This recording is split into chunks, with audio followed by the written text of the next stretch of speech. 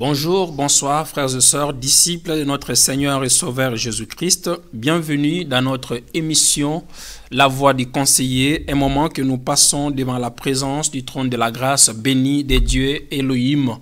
Que le Seigneur vous bénisse, frères et sœurs, disciples de notre Seigneur et Sauveur Jésus-Christ. Nous sommes bien sur le plateau de EPV TV Télé-Réalité qui efface les frontières et nous ramène de tout continent, de toute langue, ethnie, nationalité, où que vous soyez devant la présence de Dieu. C'est bien votre humble serviteur, le prophète Luvunga Moïse Damien de Centre missionnaire chrétien Montagne de Sinaï à Paris. Partout où vous êtes, frères et sœurs, partagez cette émission, c'est évangéliser, c'est ramener une âme au Seigneur, c'est ramener une brebis perdue de la maison d'Abraham dans la bergerie auquel Jésus-Christ lui-même est le bon berger à la porte. C'est ramener quelqu'un dans la sécurité. C'est pourquoi je vous invite, où que vous soyez, frères et sœurs, partagez, entrez dans votre... prenez les liens, entrez dans les groupes, partagez, parce que nous avons de la bonne nourriture distributive.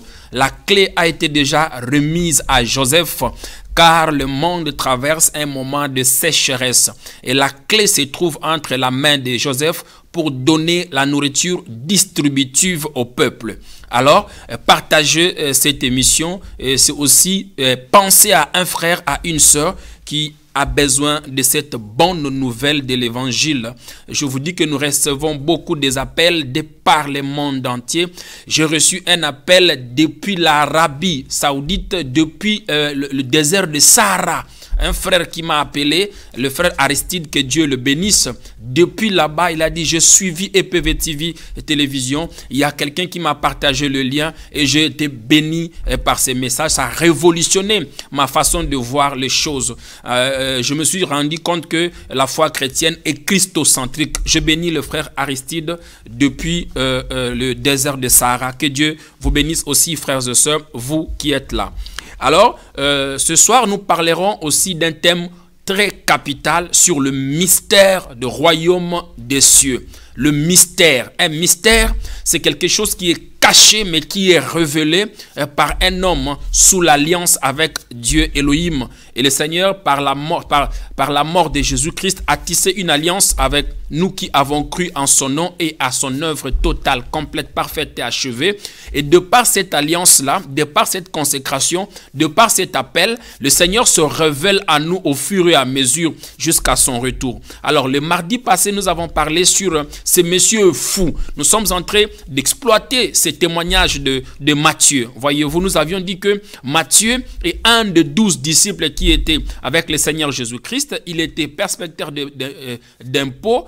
Et le juif s'est moqué de lui-même par rapport à cette profession parce qu'il était juif de souche. Il ne devait pas avoir une telle profession. Voyez-vous. Donc, Matthieu aussi a eu la grâce de participer au ministère public terrestre directement de Christ.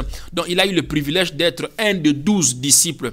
Parce que Jésus a eu tellement tant de disciples et ce ne sont pas tous ces disciples-là qui ont eu la grâce d'être dans son ministère. C'est comme dans l'église. On peut avoir beaucoup de frères et sœurs, des disciples, mais ce n'est pas tout le monde aussi qui a la grâce d'être proche de l'homme de Dieu. C'était pareil dans le ministère de Christ. Donc, il y a eu Matthieu, il a eu cette grâce-là aussi, bien que tout le monde bénéficie de même amour, mais Matthieu, néanmoins, a reçu cette grâce et cette opportunité d'être parmi les 12. Alors, l'évangile de Matthieu, dans l'objectif de son évangile, il présente Jésus-Christ comme étant le roi des Juifs, le Messie, le sauveur, qu'attendait Israël et les Juifs depuis fort longtemps. Il a retracé ça dans 3 générations, d'Abraham jusqu'à David. Nous avons 14 générations où Israël entendait le Messie. De David jusqu'à la déportation de Babylone, 14 générations. Et de la déportation jusqu'à Christ. Et Christ est venu, il a accompli. Matthieu a tiré aussi sa part des témoignages dans cette expérience avec Jésus-Christ. Nous avons exploité le thème de la fois passée sur ces messieurs fous. Nous avons commencé par le chapitre 10 et nous avons dit que Jésus a dit, je vous envoie comme de brebis au milieu de loups, soyez sages comme le serpent, humble comme la colombe. Je vous envoie dans un monde plein de tourments, dans ce monde plein de péchés, dans ce monde plein de fausses doctrines, dans ce monde plein de choses où nous sommes dans la confusion. On ne sait pas comment cerner le bien et le mal si ce n'est la grâce du Saint-Esprit dans notre vie. Et Jésus dit aux disciples, je vous envoie dans un tel monde. Alors dans ce monde-là, Jésus leur donne des instructions fermes concernant comment est-ce qu'ils doivent apporter l'évangile dans ce monde aussi plein de tourments. Nous quittons maintenant le chapitre 10, nous entrons dans le chapitre 11, je paraphrase. Donc Jésus, Jean serait en prison et il va apprendre que Jésus est plutôt, Jean serait en prison et il va douter de Christ. Voyez-vous, c'est la vidéo de l'enseignement de mardi passé. Nous sommes en train de récapituler pour mettre un frère ou une sœur qui vient de se joindre à nous dans le bain. En fait, donc Jean serait dans la prison et puis il va s'interroger d'aller demander à Christ si c'est bien lui qui est le Messie. Voyez-vous, et là nous nous sommes posé des questions. Comment est-ce que quelqu'un dans le fleuve du Jourdain nous présente, voici l'agneau de Dieu qui ôte les péchés du monde avec certitude et des signes qu'il a vus selon le prophète Ésaïe. Il dit c'est lui l'agneau, c'est lui qui ôte les péchés du monde. Mais comment les gars, on met la main sur lui, on l'envoie à prison, lui qui est le prophète, il rentre encore en doute de ces messieurs. Donc ces messieurs-là, Jean l'a traité comme un fou. Voyez-vous? Donc il dit mais comment je peux être avec le Messie et souffrir encore? Le Messie est venu. Je ne devrais pas être arrêté. Ma tête ne devait pas être livrée. Voyez-vous? Et il est rentré en doute lui-même. Il dit, allez-y lui demander si réellement c'est lui. Si c'est lui le Messie, ma tête est en train de partir chez Hérode. Jésus va renvoyer la réponse à Jean. Il va dire, mais Jean, tu es prophète et tu es le dernier, sinon pas le moindre. Parce que la Bible dit de tous ceux qui sont nés de femmes, il n'y en a pas eu plus grand que Jean, mais le plus petit dans les royaumes des cieux. Nous parlerons de mystère du royaume. Le plus petit est dans le royaume des cieux est plus grand que lui. Qu'est-ce que cela signifie? Donc le royaume des cieux, matérialisé sur la terre, devient royaume de Dieu et s'approche de l'homme. Il devient royaume de Dieu. Jésus dira le plus petit. Donc tous ceux qui sont nés par les liens d'Adam, tous ceux qui sont nés par l'union d'Adam et Ève, il n'y en a pas eu plus grand que Jean. Parce que Jean n'a pas seulement annoncé l'arrivée du Messie, mais Jean a aussi préparé son avenue. Donc Jean a préparé la venue du royaume des cieux qui doit devenir royaume de Dieu et qui doit s'approcher de l'homme. Donc il a été le plus grand. Mais Jésus dira, allez-y dire à Jean, pourquoi il s'inquiète parce qu'il se trouve en prison? Alors que tous les signes, il a ça en face de lui.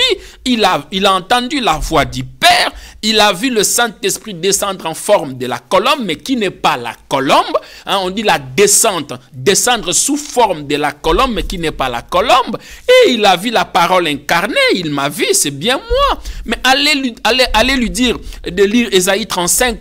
Voyez-vous, c'est ce que vous entendez, le mystère du royaume. Parce que depuis toute l'ancienne alliance, aucune personne ne parlait sur le royaume. On parlait du Canaan, de la possession de la terre promise. Mais Christ vient révéler ce Canaan que c'est le royaume. Allez-y lui dire. Maintenant, il ne s'agit plus du tabernacle, il ne s'agit plus des temples, il ne s'agit plus de Canaan. Toutes ces choses-là, c'est bien moi. C'est le royaume. C'est moi qui suis là. Allez lui dire ça. Ce que vous entendez, ce que l'œil n'a pas vu, ce que l'oreille n'a pas entendu, ce qui ne peut monter dans le cœur de l'homme. Voyez-vous, c'est ce que je résolu de faire avec vous, Israël et les nations.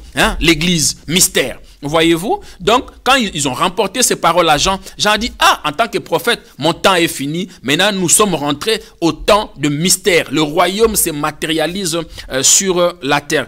Après cela, nous avons vu aussi, Jésus-Christ va mettre un grand tournant sur la relation du royaume avec ceux qui l'appartiennent. Il va nier sa mère et ses frères. On lui dit que voilà tes frères et ta mère. Qui est ma mère? Qui est ma soeur? Qui est mon frère? Ce sont ceux qui font la volonté de mon Père qui est dans les cieux. Il nous retourne toujours dans les cieux. Frères et sœurs, pour ne pas être aussi très radical avec l'évangile, il faut se poser des questions. Qui est ton frère? Qui est ta sœur? Sinon, ceux-là qui font la volonté de ton Père qui est dans les cieux, qui est Elohim, c'est bien ceux-là qui sont mes frères et mes sœurs. Lui-même, il sera clair, il dira que je ne suis pas venu apporter la paix, mais l'épée. Je suis venu séparer l'os à la moelle épinière. C'est-à-dire que si moi je crois en Christ et que mon père ne croit pas en Christ ou que ma mère ne croit croit pas en Christ, il ne croit pas en ses enseignements, c'est clair, l'épée à double tranchant qui est sa parole va rentrer et va nous diverger, va nous séparer. On ne va pas s'entendre sur ce sujet-là.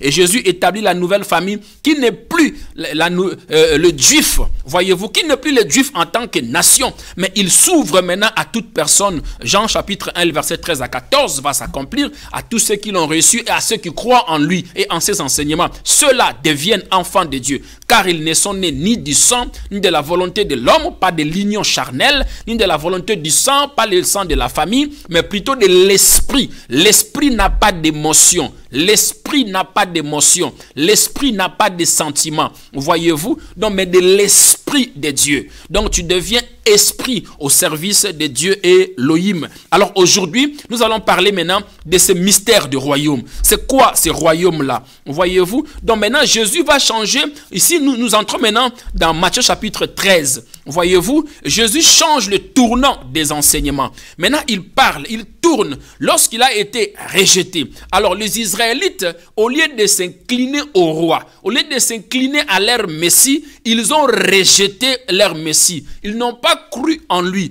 Le fait qu'ils ont rejeté le Messie, les Israélites, parce que Jésus-Christ a été suscité à dessein d'abord pour les Juifs. Un bon chrétien doit aimer Israël. Un bon chrétien doit connaître l'histoire d'Israël, parce que l'évangile trouve son origine dans la tradition juive. Voyez-vous? Donc, le fait qu'ils ont rejeté le Messie, ils n'ont pas cru en lui. Jusqu'à l'heure actuelle, les Juifs ne croient pas. Une partie qui n'ont pas cru en lui et en ses enseignements ne croient pas aussi au messianique. Israël est divisé en deux parties. D'un côté, on adore la loi de Moïse. De l'autre côté, ce sont des croyants messianiques. Donc, la partie qui a rejeté Christ, ils n'ont pas seulement rejeté Christ, mais ils ont aussi rejeté tout un royaume. Parce que Jésus-Christ venant sur la terre, la révélation qui est là est que le trône de Dieu a déménagé dans le cœur de l'homme. Le royaume des cieux est devenu royaume de Dieu et s'est approché de l'homme. Le fait qu'ils ont rejeté le Messie, donc frères et sœurs, ils ont aussi rejeté tout un royaume. Le chiffre est 12. C'est pourquoi lorsqu'il est venu, il a pris 12 disciples. Nous voyons ça dans l'ancienne alliance. Donc chaque verset de l'ancienne alliance, chaque virgule de l'ancienne alliance a sa place dans la nouvelle alliance. Abraham, la dispensation de Dieu le Père, Isaac, son fils unique, et Jacob a eu 12 tribus d'Israël avec Dina, pour ne pas dire 13 enfants, voyez-vous, et c'est Jacob qui a lutté avec l'Éternel. En allant, il était Jacob, au retour, il a lutté avec l'ange de l'Éternel. Pourquoi on ne lui a pas cassé la tête? Pourquoi on ne lui a pas cassé les pieds? Pourquoi on ne lui a pas cassé les bras? Pourquoi on n'a pas cassé les thoraces? Pourquoi on n'a pas cassé le dos? Pourquoi seulement la hanche? Parce que tu auras pour ceinture la cuirasse de justice, le royaume de Dieu. Tu auras pour ceinture la cuirasse de justice. Le nom Jacob, la ruse, le menteur, doit quitter pour devenir Israël, la promesse. Et Jacob est l'image du Saint-Esprit. Parce que c'est lui qui a lutté sur le trône. Nous avons là-bas Elohim qui est au milieu, Dieu en relation avec son peuple. Nous l'avions dit dans l'Apocalypse chapitre 4. Il y a une pierre qui a l'apparence de Japs et de Sardoine, Ruben et Benjamin. Et nous voyons là-bas aussi sur le trône les 12 tribus d'Israël et les 12 apôtres. Voyez-vous? Donc, Jacob était l'image du Saint-Esprit dans l'ancienne alliance. Jésus viendra sur la terre, il va prendre aussi 12 disciples. Donc, le chiffre 12 signifie le gouvernement de Dieu. Donc, le royaume des cieux, c'est la matérialisation partout où les hommes se sont réunis et qu'ils reconnaissent Jésus-Christ comme étant leur Seigneur et Sauveur. Ils reconnaissent le gouvernement de Dieu sur la terre, royaume de Dieu. Voyez-vous? Donc, à ne pas confondre royaume des cieux et royaume des dieux. Et nous parlerons aujourd'hui sur le mystère du royaume des cieux. Alors, ce royaume des cieux se caractérise sur deux aspects. Il y a l'aspect extérieur et il y a l'aspect intérieur. Une fois le Messie rejeté par les Juifs, une fois le Messie rejeté par le sien, parce qu'il était d'abord suscité à dessein pour ses propres frères. Voyez-vous, Dieu avait fait un choix par Abraham d'un peuple. Il est suscité à dessein pour ses propres frères. Une fois rejeté, ce royaume-là se caractérise par deux aspects. Nous avons l'aspect extérieur et nous avons l'aspect intérieur. Et l'aspect extérieur, nous voyons ça dans Matthieu chapitre 13, les versets 3 à 9.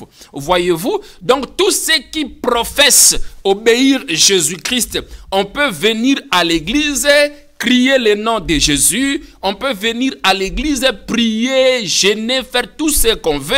On peut venir à l'église aussi, prétendre obéir à la parole de Dieu. Ça, c'est la partie extérieure du royaume des cieux. C'est la partie, Jésus le dit dans les paraboles de sommaire. Imaginez-vous, il dit, il y a un grain. Le royaume des cieux est semblable à un grain qui est tombé sur une terre qui a des épines. Mais il parle du royaume des cieux. Il dit, est semblable. Dans la parabole de sommaire, il dit, le royaume des cieux est semblable. Donc là, c'est l'aspect extérieur. La personne reçoit la parole, mais il n'est pas vraiment dans la révélation interne du royaume des cieux. C'est très profond. Voyez-vous, c'est très profond. Il dit ça tombe sur un sol, les oiseaux du ciel, il vient, il les ramasse. Mais le royaume des cieux. Il dit encore, écoutez, et c'est comme ça tombe dans les épines, mais lors de la croissance, les épines les étouffent. Nous avons la sémence et nous avons le résultat. La sémence et le résultat. Voyez-vous, et là, c'est l'aspect extérieur. Maintenant, l'aspect intérieur, Jean nous le révèle dans Jean chapitre 3, dans Matthieu chapitre 3, il nous le révèle. Il dit, repentez-vous et croyez à la bonne nouvelle pour que vous héritez le royaume des cieux. Au verset 7, il dit, dans Matthieu 3, 7, il dit, race de vipères, qu'il vous a appris à fuir la colère à venir. Produisez donc le fruit de pratique d'œuvres dignes de la repentance. Donc, pour accéder maintenant à l'aspect intérieur du royaume des cieux, cela fait appel à ceux qui sont nés de nouveau. Voyez-vous, nés de nouveau, nous trouvons ça dans Matthieu chapitre 18, le verset 3. Les disciples vont se poser des questions entre eux. Maître, parce que Jésus a changé l'enseignement. À partir de Matthieu 13, lorsqu'on l'a rejeté, il change d'enseignement. Maintenant, il révèle qui il est. Il révèle le mystère du royaume. Voyez-vous, et les disciples vont se poser des questions. Maître, alors entre nous, qui est le plus grand? Jésus va prendre un enfant, il va leur dire, celui qui est le plus grand, il doit ressembler, il doit d'abord se convertir. Matthieu chapitre 18, le verset 3. Il dit, il doit se convertir et ressembler à cet enfant, donc naître de nouveau. Lorsqu'on naît de nouveau dans le royaume, c'est là on a aussi le mystère intérieur du royaume des cieux. Voyez-vous, donc naître de nouveau par la foi au moyen de la grâce. Donc pour accéder, dans l'aspect extérieur, nous voyons ça même aussi aux paraboles des 10 vierges. S'il vous plaît, il y a quelque chose qui les ressemble, tous s'appellent chrétiens, tous s'autoproclament chrétiens, les kimbanguistes sont chrétiens, les charismatiques sont chrétiens, les mouvements de réveil sont chrétiens, les églises sont chrétiens, les catholiques sont des chrétiens, mais tous sont des vierges. Mais à l'intérieur de ces 10 vierges, il y a 5. La part est bien divisée. Il y a ceux qui sont nés de nouveau. Il y a la repentance, la pratique d'œuvre de la repentance, la conversion, la nouvelle naissance, le baptême par immersion et le baptême du Saint-Esprit. Là seulement, tu es né de nouveau, tu accèdes maintenant au mystère intérieur. C'est là que ton esprit intérieur est écrasé. Le Saint-Esprit prend le contrôle. C'est pourquoi il avait raison de leur dire ça aussi à Matthieu 12. Il les a dit, ne les craignez point. Ils ne peuvent rien sur votre âme. Voyez-vous, craignez au moins celui qui peut tuer les corps et l'âme. Il dit, ne les craignez point. Ne les craignez point. Ils peuvent toucher à votre corps, mais pas à votre âme. Je me suis posé des questions. Où est l'esprit? Donc, parce que l'homme est tripartite, il est esprit, corps et âme. Mais Jésus dit, ne les craignez pas. Ne craignez pas ceux qui peuvent toucher au corps, mais qui ne peuvent rien sur l'âme. J'ai dit, mais Seigneur, tu devais dire aussi l'esprit, parce que lui-même, il était l'esprit. Donc, il était venu pour écraser l'esprit de péché d'Adam et prendre la possession. L'âme est sauvée, dépend de l'esprit, et le corps est influencé par cela. Le royaume des cieux entre dans l'homme. Voyez-vous, et quand le royaume entre dans l'homme, c'est là maintenant que l'âme de la personne saisit le mystère du trône. Oh, alléluia. Je vous ai dit ça dans Matthieu 2, qu'il n'était pas un homme, il était l'étoile. Voyez-vous, c'est quand tu possèdes, tu nais de nouveau, tu possèdes l'esprit d'Élohim. L'esprit d'Élohim te permet en tant que disciple, te permet en tant que prédicateur, te permet en tant qu'appelé, maintenant de saisir le mystère du trône. Quand tu lis un verset, le mystère se saisit de toi.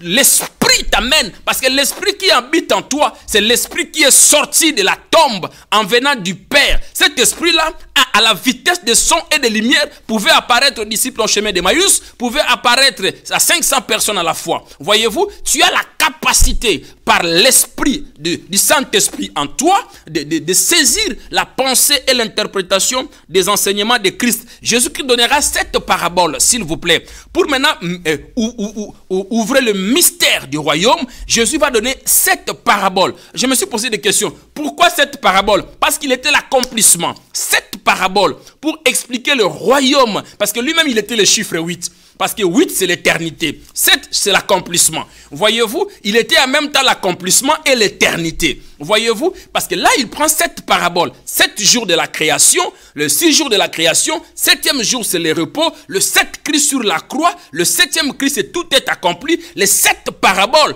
pour illustrer aussi les mystères du trône de la grâce. Il donne 7 paraboles. Dans ces 7 paraboles-là, vous allez constater que les 6 premières paraboles commencent par le royaume des cieux est semblable à. Voyez-vous, dans les 6 premières paraboles, vous allez constater que Jésus dit toujours le royaume des cieux est semblable à. Il nous donne le parabole du semeur qui illustre aussi la semence et le résultat. Il nous donne le parabole de l'ivraie et du blé. Donc l'ivraie, c'est les chrétiens de lèvres. Voyez-vous, de l'aspect extérieur. Les chrétiens de lèvres, plutôt le blé, ce sont de vrais disciples qui sont nés de nouveau. Et nous avons les paraboles des grains de sénévé. Ce n'est pas notre thème, mais on paraphrase. Les paraboles des grains de sénévé, la semence de sénévé, des grains de sénévé représente l'humilité, la semence du royaume de Dieu, la parole de Christ dans l'homme. Voyez-vous, donc par là, ensuite, les oiseaux représentent les malins, le diable. Voyez-vous, et ensuite, on nous donne les paraboles de levain. Le levain veut dire la pâte levée, veut dire le monde, le péché.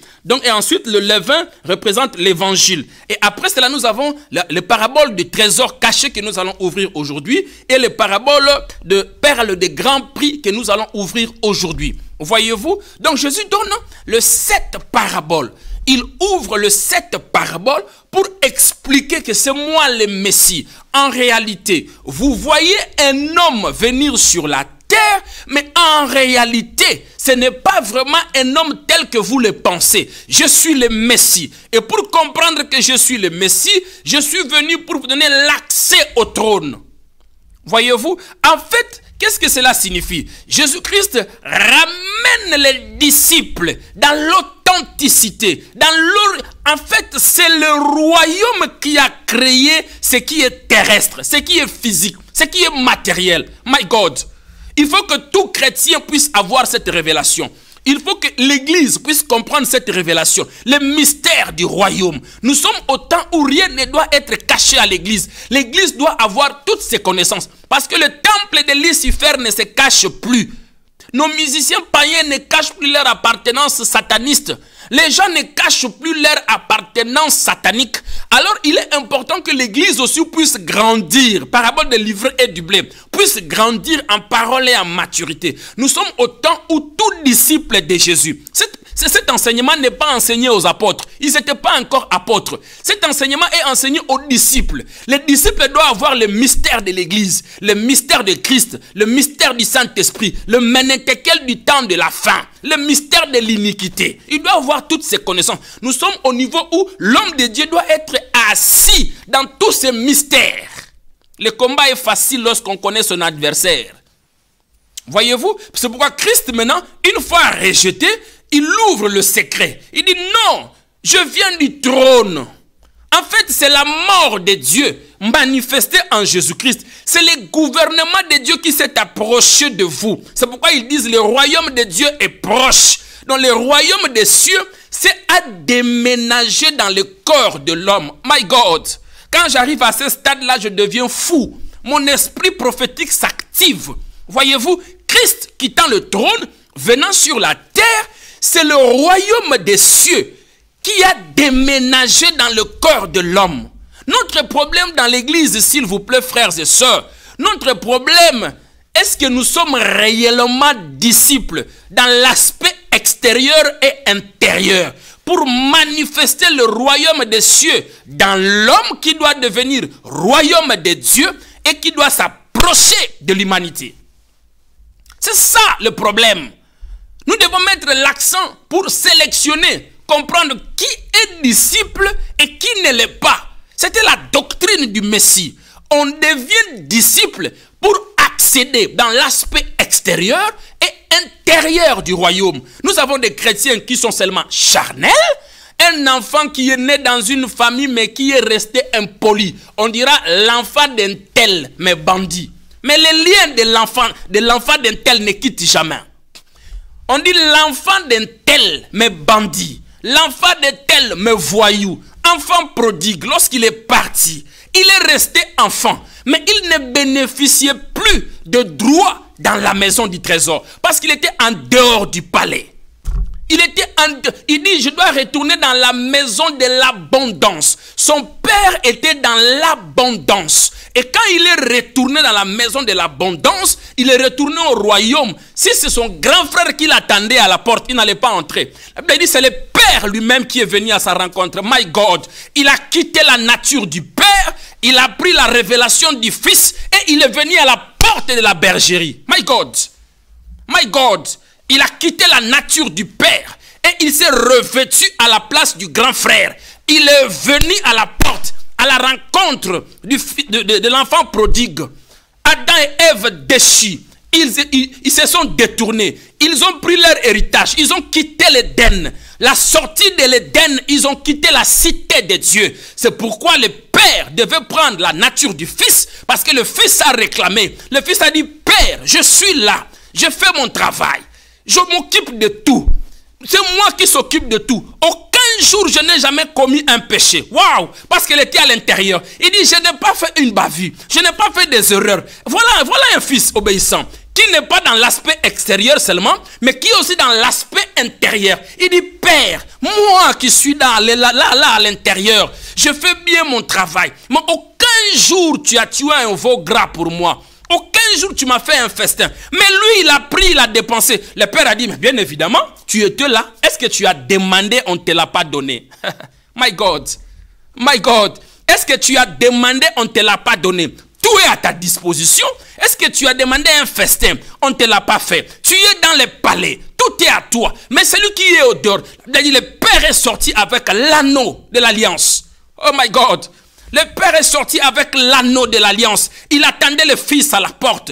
Et lorsqu'il a vu le fils, il a pris l'anneau. Il l'a mis sur son doigt. Il dit, reviens, l'alliance. Reviens.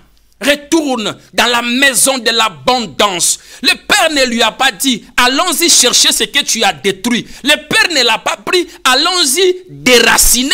Allons-y chercher ce que tu as gaspillé. Non, le père ne lui a pas dit ça. Le père était content. Le père n'était pas content quand l'enfant a pris la décision de retourner. La repentance. Le père n'était pas content d'abord. Ce n'est pas quand l'enfant a pris la décision que le père, son cœur s'était réjoui. C'est quand l'enfant a pris la décision et il a posé l'acte de retourner au palais. Là, il a trouvé le bon berger. Le père, dans la révélation du fils, il lui a rencontré. Il lui a fait rentrer dans la maison de l'abondance. Dès que tu rentres dans l'aspect intérieur, dès que tu es né de nouveau, tu rentres à l'intérieur de la maison. Là, tu rentres dans la maison de l'abondance. Et dans la maison de l'abondance, il y a des secrets, il y a des mystères. Tu ne peux rien. Frères et sœurs, on ne peut pas révéler ces choses-là intellectuellement. Non, c'est le mystère. Que tu fasses la théologie, que tu fasses l'étude biblique, que tu fasses les disciples-là, c'est le mystère. La formation est l'habit de l'appel. Mais le mystère, c'est naître de nouveau. Être sauvé, l'esprit intérieur écrasé. Tu rentres dans l'aspect intérieur, né de nouveau, de l'esprit.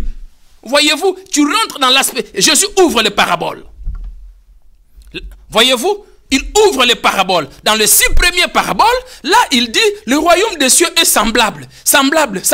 Donc, depuis là, dans les 6 premières paraboles, Christ compare le royaume des cieux à des choses. Voyez-vous, les justes et les injustes. Waouh! Je me suis fait un point d'interrogation. Voyez-vous, donc les juifs pieux lors de son ministère terrestre et les fidèles qui ont cru. Voyez-vous, les juifs pieux, parce que lorsqu'il est venu, Il y a eu des Juifs qui ont cru en lui et il y a eu des Juifs qui n'ont pas cru en lui. Ça serait pareil lors de sa seconde venue.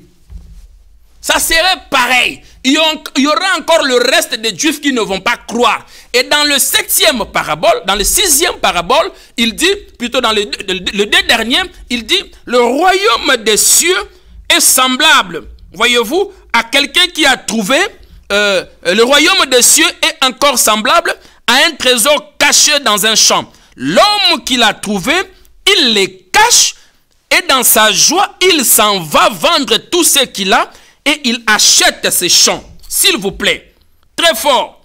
Voyez-vous, Jésus compare le royaume des cieux à une perle de grand prix. Il dit, celui qui trouve ces perles de grand prix, il quitte maintenant pour comparer les CNV, pour comparer le semeur, il quitte pour comparer les deux semences. Maintenant, il vient dans l'authenticité, dans l'originalité du royaume. Il dit, regardez mes disciples, le royaume des cieux, parce que Nicodème était troublé, il ne comprenait pas ces choses-là. Lorsqu'on parle de christocentrisme, c'est quoi? Jésus-Christ est la porte, c'est lui qui nous permet d'entrer au royaume pour avoir tout ce dont nous en avons besoin, les spirituels et les matériels. C'est pourquoi Nicodème ne comprenait pas ces choses-là. Il était encore charnel, il était encore dans la loi, dans les rituels, dans des pratiques. Nicodème dit, mais attends, nous ici en Israël, pour être purifiés, il faut aller se laver de l'huile, il faut aller se laver de l'eau, il faut faire 7 jours, il faut faire ceci. Mais toi tu nous dis, on n'a plus besoin de... Jésus-Christ dit, oui, parce que là-bas au trône, tout est là, tout est à moi, tout est dedans. Tu n'as pas vu Barnabas, il a été sauvé, on ne l'a pas lavé, on ne l'a pas fait la cure d'âme, on ne l'a pas délivré. Il est rentré au royaume de Dieu. Tu n'as pas vu le voleur sur la croix, il n'a passé à aucun rituel. C'est moi, le juge de pouvoir de cassation, les juges plus supérieurs, plus expérimenté que le procureur Pilate, parce qu'il était un procureur romain. C'était un juge. C'est pourquoi il lui a dit, la réponse de Pilate était catégorique. Il lui a dit, tu n'as aucun pouvoir. Parce que juridiquement, il était procureur de Rome. Voyez-vous, il dit, tu n'as aucun pouvoir. Si ce n'est le peu que mon père te l'a donné. Voyez-vous, je suis un juge plus expérimenté. Hein, le pouvoir de cassation. Barnabas doit être libéré. Tu as très mal jugé. Et par là, il dit, le royaume des cieux est semblable à quelqu'un qui est parti dans les champs. Il a trouvé une perle de grand prix. Il couvre ce perle, il les garde et il retourne dans sa joie, vendre tout ce qu'il possédait et pour venir acheter ces perles de grand prix. Voyez-vous, donc la perle de... cet homme-là qui a trouvé la perle, c'est Jésus-Christ lui-même. Voyez-vous, et la perle de grand prix, c'est l'église. Voyez-vous, donc celui qui trouve cette perle de grand prix, il s'en va rapidement vendre tout ce qu'il possède pour venir acheter. Les gens ont très mal interprété ces paraboles. Les gens pensent que c'est nous les chrétiens, nous avons trouvé Christ et on doit tout faire pour l'avoir. Non, il dit que c'est comparable à celui qui a trouvé un trésor dans les champs. Lorsqu'il trouve ce trésor-là, il le couvre, il le retourne d'abord pour vendre tout ce qu'il possède. Voyez-vous, cet homme qui a trouvé le trésor, c'est Jésus-Christ lui-même. Voyez-vous, celui qui a trouvé le trésor, c'est Jésus-Christ lui-même qui trouve le trésor. Et il le retourne. Parce que dans les champs missionnaires, Jésus-Christ a été d'abord suscité à dessein pour les Israélites, pour les enfants d'Israël. Béni par Abraham, je bénirai ceux qui te béniraient et je maudirai ceux qui te maudiront. Voyez-vous, le fait qu'ils ont rejeté Christ, ils se sont dispersés dans le monde et ils sont avec nous. Ils sont partout les Juifs, on ne les reconnaît pas. Seul le Messie lui-même qui les reconnaît. Voyez-vous, et aujourd'hui, vous savez la révélation est quoi? Jésus-Christ avant sa mort, il était le fils unique du Père. Mais après sa résurrection, il est devenu le premier-né de tous les frères. Il dit c'est comme celui qui a trouvé un trésor caché dans les champs. S'il vous plaît, les champs est tellement vaste. Il dit je suis venu sauver le brebis perdu de la maison d'Abraham. Et puis le royaume des cieux, s'il vous plaît, le royaume des cieux. Les cieux, C'est un terme qui signifie, dans le chapitre 4, le verset 25 en verset 6, il dit les plus hauts dominent sur tout le gouvernement et la loyauté humaine. Et cela se trouve dans les cieux. Les cieux, c'est pour ne pas citer le nom de Dieu. Voyez-vous? C'est pour ne pas citer le nom de Dieu. Parce qu'il était venu pour accomplir la loi et établir la nouvelle alliance. Accéder au royaume. C'est un mystère. Il dit c'est comme quelqu'un qui a trouvé du trésor dans le champ. Et il couvre ces trésors. Il retourne. Cet homme-là qui a trouvé du trésor, c'est lui-même le Messie. Les trésors, c'est l'Église. Voyez-vous, les Juifs perdus de la maison d'Abraham. My God. Les Juifs perdus de la maison d'Abraham. Souvenez-vous de la conversion des Zachée. Il dit, je suis venu chercher le brebis perdu de la maison d'Abraham. D'abord les Juifs. D'abord eux. Donc il y a eu des Juifs et des fidèles. Voyez-vous, le brebis perdu de la maison d'Abraham, dès que je les ai trouvés, maintenant il faut que j'aille au pied de la croix. My God.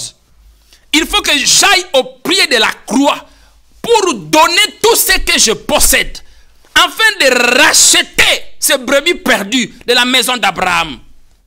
Les gens ont dit non, le royaume des cieux, c'est moi qui suis Christ, c'est moi qui suis le chrétien, la perle des grands prix, c'est Christ lui-même. Non, s'il vous plaît. Cet homme-là qui a rencontré le trésor dans le champ, c'est Christ lui-même. C'est Christ lui-même. C'est Christ lui-même qui est venu à la rencontre. Dans l'ancienne alliance, c'est les disciples qui choisissaient leur maître. Mais dans la nouvelle alliance, Christ dira, ce n'est pas vous qui m'avez choisi. Mais c'est moi qui vous ai choisi. C'est lui qui a quitté le trône, qui a quitté le royaume. Il est venu à la rencontre dans les champs. Il cherche dans les champs. Et dans les champs, il les identifie. Oh my God. Oh my God. Dans les champs, il les identifie. Il rentre dans les champs. Parce qu'il est l'esprit. Il les voit partout. Souvenez-vous de la conversion de Nathanaël. Hein? Il a dit, voici un Juif sur qui il n'y a plus de fraude. Dans les champs. Un trésor qui était caché. Il dit, voici un Juif sur qui il n'y a plus de fraude. Nathanaël dit, quoi? Comment tu sais ça? Il dit, mais Nathanaël, quand tu étais sous le figuier, moi je t'ai vu. Il dit, mais non, c'est lui. Dans les champs. Donc, il a trouvé Nathanaël. Dans les champs, il a trouvé Pierre. Dans les champs, il a trouvé les 12. Dans les champs, il a trouvé Marie de Magdala. Et dans les champs, il continue à trouver. Voyez-vous? Et là, maintenant, quand il les a trouvés, il a dit, maintenant, que dois-je faire? Ces personnes-là ont été vendues. Il faut que je le rachète. My God. Il faut que je le rachète, car tous ont péché et sont privés de la gloire de Dieu. Pourquoi? Parce qu'il y avait la cérémonie, il y avait des Juifs, des pharisiens. Comment on peut croire à une telle personne? C'est impossible. Il faut que le mystère rentre dans cette personne pour comprendre son langage. Voyez-vous, la voix du conseiller, christocentrique, 100% Jésus-Christ de Nazareth. Il faut entrer dans l'aspect intérieur du royaume pour comprendre ce mystère. Sinon, tu ne pourras pas comprendre ça. Ça va t'échapper. Voyez-vous? Donc, il découvre les trésors. Les trésors, c'est quoi? C'est l'église. C'est les disciples. Il les a trouvés. Pourquoi il ne les a pas envoyés directement? Parce qu'il les avait enseignés. Il leur avait rempli de l'enseignement. Ils avaient la béatitude. Oh my God. Il a amené Pierre, Jean et Jacques sur le sermon sur la montagne. La béatitude. Pierre, c'était qui? Le Simon, la pierre dure, la loi, qui devrait être remplacée par Jean, la grâce. Et pour avoir la grâce, il faut la foi, Jacques. Voyez-vous, il les a amenés les trois, le sermon sur la montagne, sur la béatitude. Il dit, écoutez, Pierre, tu dois devenir Jean, grâce, amour. Et pour avoir cela, il vous faut la foi. Sinon, vous n'allez pas comprendre. Je vous ai trouvé dans les champs perdus. Pierre perdu, un habitant de Galilée, non seulement Galilée, mais à Tibet, au Tibériade. Parce que c'est le même lac. Quand vous entendez lac de Galilée, lac de Tibet, c'est le même lac de Galilée. C'est le même lac. Donc, Tibériade, c'est la capitale de la Galilée. Et Pierre habitait là-bas. Incognito. Personne ne le connaissait. Mais il était un trésor. My God. On voit qu'il était un trésor dans Acte 2.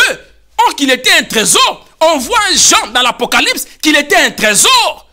Voyez-vous, ils étaient des trésors. Frère, tu es un trésor. Sœur, tu es un trésor. Il faut que Christ te trouve. Et lorsqu'il les trouve, il dit maintenant, ces personnes-là que je trouvais, ce sont des trésors.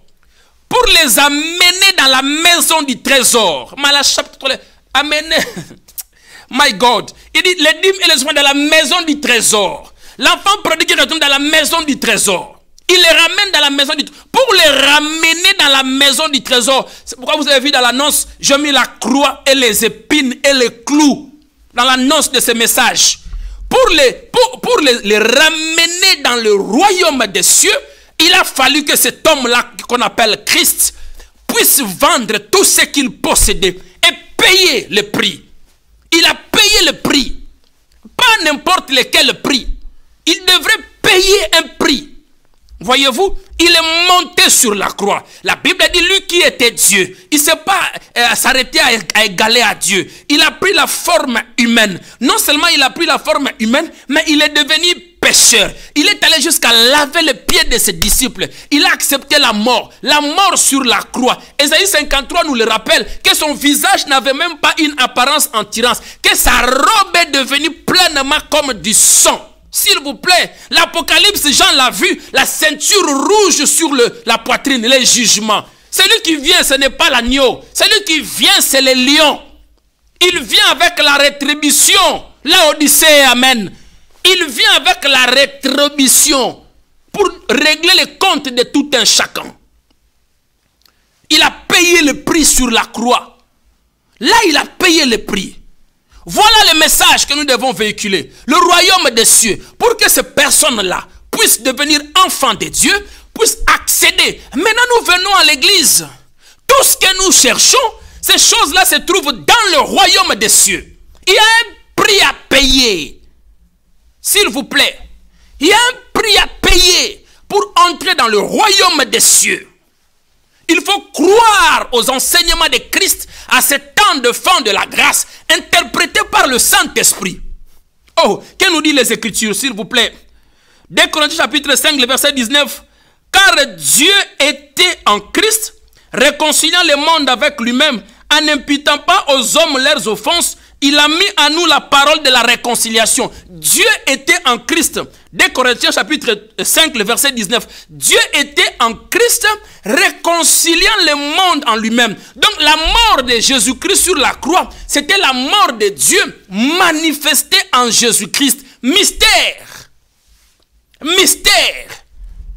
La mort de Dieu manifestée en Jésus-Christ sur la croix. Mais à tous ceux qui l'ont cru, il leur a donné l'accès. Or que l'accès, c'est la croix. Mais quand toi, tu traverses la croix, tu vois des démons. Pose-toi des questions. Es-tu un trésor retrouvé ou pas encore retrouvé? Si on prend toutes les épreuves de Christ, on peut taxer chaque épreuve à un démon. Chaque épreuve, on peut taxer ça à un démon. Il n'y a personne sur la terre qui est passé dans de telles épreuves. Personne. Et il dit, celui qui veut entrer dans ce royaume-là, qu'il porte sa croix et qu'il me suive. My God. Parce que tout ce qu'on cherche se trouve dans le royaume. Le mariage, c'est dans le royaume. La prospérité, dans le royaume. Tout est dans le royaume. Mais pour y accéder, il dit large est la porte spacieuse. Beaucoup préfèrent. Mais étroite est la porte qui amène au royaume des cieux. Étroite est la porte qui amène au royaume des cieux. Il a mis en nous la parole de la réconciliation. Cette parole-là, ce n'est pas une unité de langage. Lorsqu'on parle de la parole de réconciliation, c'est un homme, c'est une personne. La parole faite chair, incarnée. Oh my God. Incarnée dans l'homme. Que nous dit encore? 1 Jean 2, 1 à 2. Petits enfants, je vous écris ces choses. Là, Jean maintenant se réveille dans le cœur du Père. Parce qu'il dormait la tête sur la poitrine de Christ. Faute du temps, on ne pourra pas révéler. Il prend le cœur de Père. Parce que vous allez constater que Jean n'a jamais opéré le miracle de guérison. Il n'a jamais guéri un malade. Il n'a jamais fait de miracle de guérison. Jean a reçu la part de la révélation. Il dit petits enfants. Il nous appelle petits enfants. Je vous écris ces choses afin que vous ne péchiez point. Qu'est-ce que cela signifie? Dieu a la nature de la perfection. Et il nous appelle à la perfection une fois dans le royaume des cieux. Voyez-vous, pour que vous ne péchiez point. Mais si quelqu'un a péché, il pose la condition. Si quelqu'un a péché, nous avons un avocat auprès du Père dans les cieux. Nous avons un avocat. Pourquoi? Parce que l'avocat, il nous a trouvés dans les champs. Il nous a rachetés. Il est monté au ciel. Il nous a présenté au Père dans Jean 17. La prière sacerdotale. Il nous a présenté au Père. Le voilà. J'en ai perdu aucun de tout ce que tu m'as donné. J'en ai perdu aucun. De sa mort de la croix passant par la tombe. La Bible dit il a émené les captifs. Il les a émenés où? Au trône de la grâce. Oh, rescantarabo. Il les a amenés au trône de la grâce. Là, la robe est restée au pied de la croix. Ils ont tiré la robe au sort. La prophétie s'est accomplie. Le sang est sorti. Ce corps-là que Adam et Ève avaient déchu a été racheté. Et Dieu lui a donné une nouvelle robe. C'est pourquoi la Bible dit, Dieu lui a élevé souverainement. Il lui a donné un nom qui est au-dessus de tout nom. De sorte que là-bas sur le trône, nous avons un avocat par excellence. Mais l'intention du Père est de ne pas pécher. Mais quand bien étant dans les royaumes, nous traversons des épreuves, nous avons un avocat par excellence. Le garant de la nouvelle alliance. Celui qui est à la droite de Dieu le Père est le même que celui qui est assis sur le trône. Mystère. Or, le trône n'est pas une chaise, mais un siège, un quartier général. Le conseil de Dieu, là où il prend des décisions. Le trône, parce que dans le tabernacle, il n'y avait pas de chaise. Mais on me révèle là-bas qu'il est assis, alors qu'il n'y a pas de chaise au trône. Le trône, ce n'est pas une chaise. Ce n'est pas une chaise. Mais c'est son quartier général, c'est son conseil, là où il prend des décisions. Il dit, quand bien même, pourquoi on te dit toujours que ce sont des démons? Regarde ce que Jean nous révèle. Il dit, mais son intention est que nous ne péchions plus. Mais si nous péchions, nous avons un avocat, s'il vous plaît, auprès du Père, Jésus-Christ le juste. Il est lui-même la victime expiatoire pour nos péchés. Non seulement pour nos péchés, mais aussi pour le monde entier, dans lequel le trésor est caché, Israël racheté. Dans lequel le trésor est caché. Si nous péchons, si je traverse une preuve, et là nous avons un avocat. On l'appelle l'avocat par excellence, le garant de la nouvelle alliance. Trésor, écoutez-moi. Tu es un trésor, tu étais où tu es un trésor. Perdu dans les champs. Les Juifs sont éparpillés partout dans le monde entier. Et on ne le voit pas. Ils sont incognito. Ils sont incognito, ils sont éparpillés. La parole de Dieu est vraie. Vous allez au Congo, vous allez trouver des Juifs. Partout dans la planète, vous allez trouver des Juifs. Ils sont éparpillés. Personne ne les voit. Mais Christ les identifie. Voyez-vous, Christ les identifie. Et il est venu pour eux. La partie qui a accepté à lui, ils ont accès au royaume. Celle qu'il a rejetée, il a mis à nous, prophète Moïse Louvunga, Damien LMD, l'homme à la langue brûlée, et mes collègues qui prêchent le christocentrisme, Jésus-Christ de Nazareth. Oui, à nous, il nous a donné la parole de réconciliation. Lui-même à nous, réconciliant les Juifs et tous ceux qui croient d'accéder au royaume. Paul dira, il n'y a plus ni grec ni juif. Nous sommes maintenant un peuple saint, un sacerdoce royal. Et aussi dans Galates, il dit, si l'héritage était venu par la loi, elle n'allait pas venir par la promesse. Or, la promesse d'Israël était Christ qui est venu chercher les trésors qui sont perdus dans les champs. S'il vous plaît.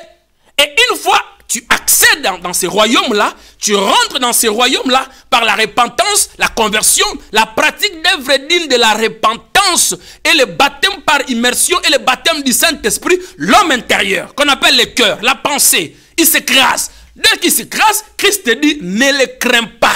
Kobanga bangote. Mais pourquoi on tremblote?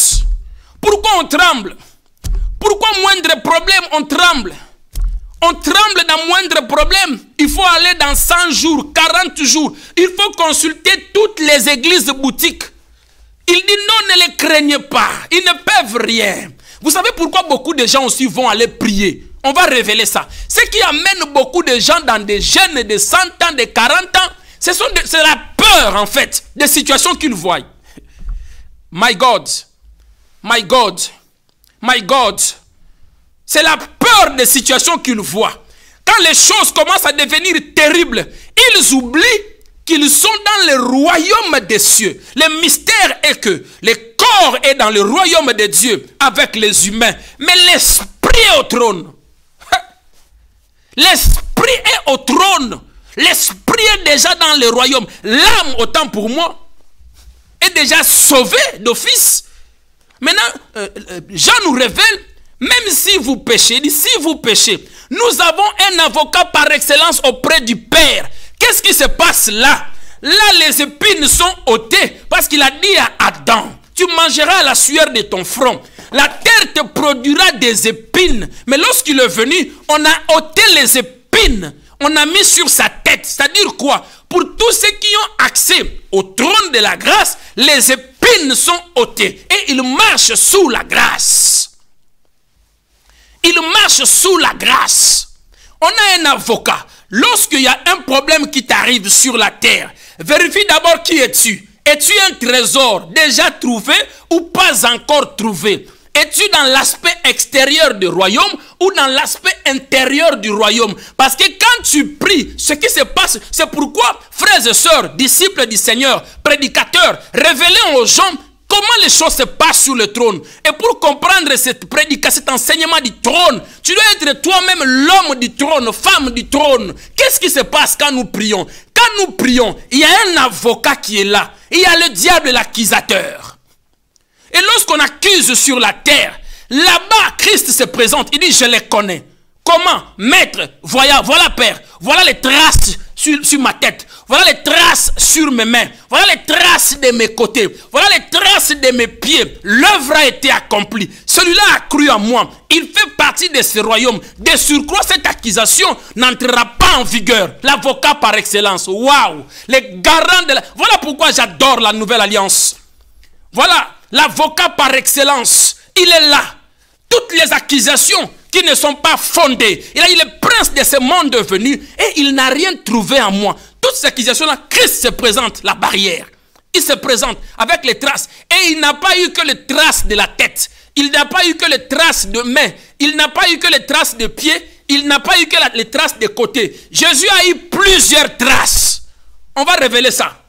Les marques sur le corps de Christ. Jésus a eu plusieurs traces. On l'a frappé sur la poitrine. On a frappé sur le dos. On a frappé ses cuisses. On a frappé ses mollets. On a frappé tout son corps. Toutes les traces parlent.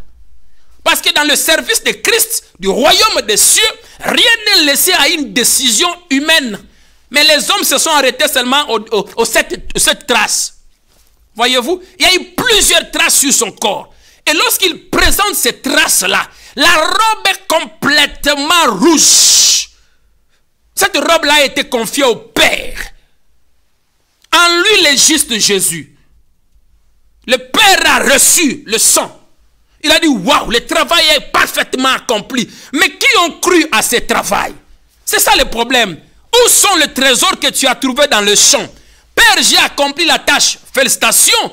Mais la tâche que tu as accomplie, où sont les trésors? Où sont mes perles? Les voici, Père. De tout ce que tu m'as donné, j'en ai perdu aucun. Parce que le premier jour, il était dans la tombe. Le deuxième jour, il n'était pas dans la tombe, dans la grotte. Il est allé dans les zones inférieures de la terre pour nous racheter. My God. Et nous amener au royaume des cieux. Tu perds encore ton temps. Si tu es encore dans l'ancienne alliance, tu perds encore ton temps. Tu n'as encore rien compris. Le mystère du royaume des cieux. Voyez-vous? Et en lui,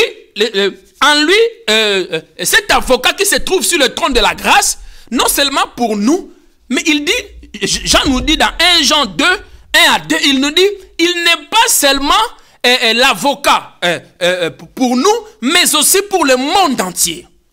Pour le monde entier. Il est le victime, il est plutôt l'avocat pour ceux qui croient, mais la victime d'expiation pour le monde entier aussi. Pourquoi pour le monde entier? Parce que dans le monde entier, nous avons des juifs et nous avons des fidèles, des disciples. Il dit, il est l'avocat pour ceux qui ont cru, ceux qui sont nés de nouveau, mais il est la victime expiatoire. C'est-à-dire quoi? C'est lui qui s'est livré lui-même pour le monde entier. Ne confondons pas. Jésus est l'avocat de ses enfants, de ses disciples. Jésus est l'avocat de ceux qui ont cru en lui, de ceux-là qui ont accès au trône de la grâce. Il est l'avocat de ceux-là, mais il est la victime expiatoire pour le monde entier, les juifs et les fidèles. C'est-à-dire quoi? Aujourd'hui, quand Jésus est venu, il a accompli l'œuvre totale, complète, parfaite et achevée sur la croix de Golgotha. Il y a une partie des juifs qui ont cru, qui sont devenus disciples. Et lorsqu'ils l'ont rejeté, il y a nous qui avons cru, sommes devenus aussi disciples. Maintenant, il y a eu le restant, le reste des nations qui n'ont pas cru. Il y a eu le reste des juifs qui n'ont pas cru. Maintenant, il a mis à nous la parole de réconciliation pour dire aux Israélites, tel que je peux le dire tout de suite, de se repentir, de croire en Jésus-Christ de Nazareth.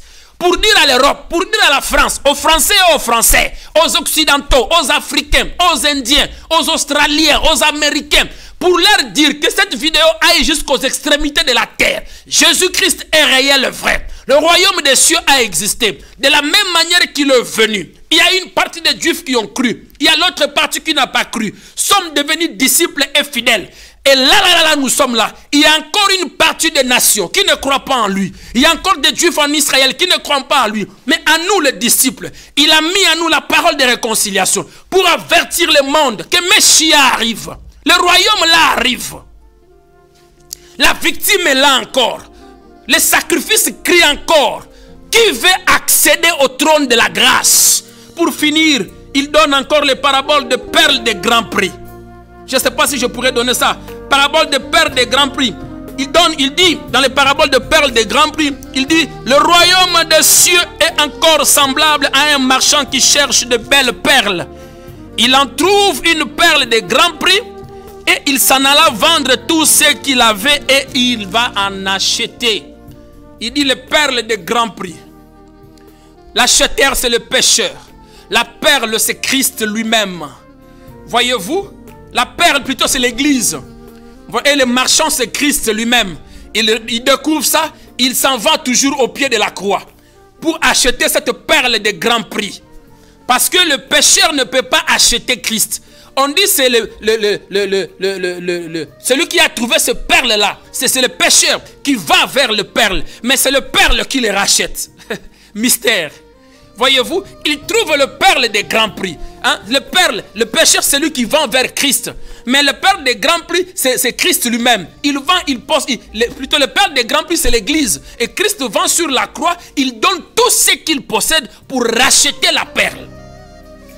S'il vous plaît, le salut est encore disponible pour tout le monde. Pour accéder, la victime d'expiation. Ce sang-là n'a pas été donné aux hommes. S'il vous plaît. Le sang de Christ n'a pas été donné aux hommes. Ça a été offert à Dieu. Hébreux 9 nous le révèle. Ça a été offert à Dieu. Jésus s'est livré à Dieu. Il est parti au trône avec du sang. Il a présenté au Père du sang. Il dit, mais les témoignages sont là sur la terre. La robe est tirée au sort. Le mystère des 4 pièces de l'extérieur et de la tunique sans couture de l'intérieur. Faute du temps, on ne pourra pas le révéler. Les traces sont là. La croix est là en Israël. Les touristes, ils en vont. La tombe existe. Le tombeau existe. La croix existe. Golgotha existe. Le mur de lamentation est là. Qui sépare Israël et la Palestine. Et là, visiblement. Les choses sont réelles, vraies. C'est là, visiblement. Le temple est divisé en deux. Le mur que vous voyez là où il se prosterne là. Le temple de Salomon est là. Une partie est en Palestine. Une partie est en Israël. C'est réel. Jésus est venu sur la terre. C'est vrai et réel, les Juifs le savent. Mais ils entendaient un Dieu puissant comme Pilate, comme Hérode, comme Caïphe. Parce que les Romains les ont dominés, Hitler les a dominés aussi. Ce sont des choses mystiques. Voyez-vous, perle de grand prix, il est grand temps que tu accèdes au royaume des cieux. Nous allons continuer cet enseignement le mardi prochain. Que Dieu vous bénisse. Partagez cette vidéo, c'est sauver un frère qui est dans l'ignorance. C'est sauver une famille chrétienne qui est dans l'ignorance. Que Dieu vous bénisse. C'était votre humble serviteur, le prophète Louvunga Moïse Damien, l'homme étoile entre la main de Dieu Elohim, suscité en ces temps de fin de la grâce pour accélérer l'église en maturité et en parole, car Messia arrive, ayant comme toile de fond la vision de l'éternité.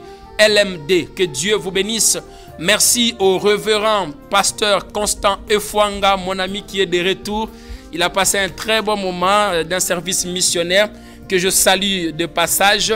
Merci aussi à Maman Nadine. Nous sommes la famille et dans la grande joie de vous retrouver au milieu de nous. Merci à vous aussi, frères et sœurs, qui nous avons suivis aussi pendant ces moments. Que Dieu vous bénisse et passez une excellente soirée. Surtout cette vidéo-là, partagez ça massivement et vous allez faire du bien. Que le Seigneur vous bénisse. Au revoir.